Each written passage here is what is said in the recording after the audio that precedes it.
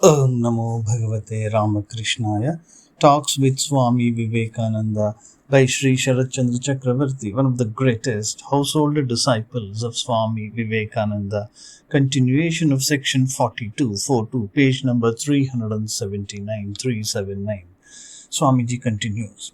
Referring to the past condition of the mutt, Swamiji said, owing to want of funds, owing to lack of funds, I would sometimes fight for abolishing the mutt, for abolishing the monastery altogether.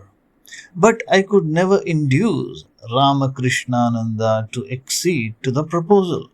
No Ramakrishnananda, Shashi Maharaj, to be the central figure of the mutt, of the monastery.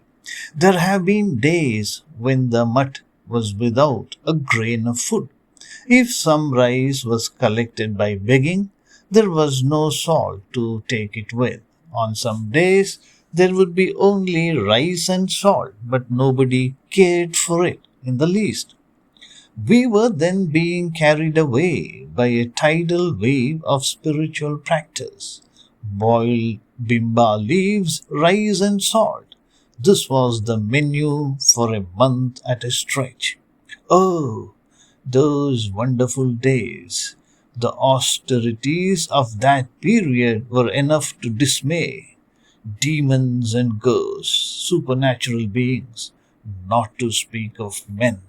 But it is a tremendous truth that if there be real worth in you, the more are circumstances against you, the more will that inner power manifest itself. Swamiji says, but it is a tremendous truth that if there be real worth in you, the more are circumstances against you, the more will that inner power manifest itself.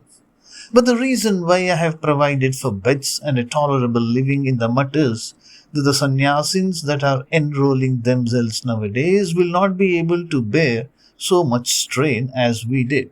There was the glorious life of Sri Ramakrishna before us, and that was why we did not care much for privations and hardships.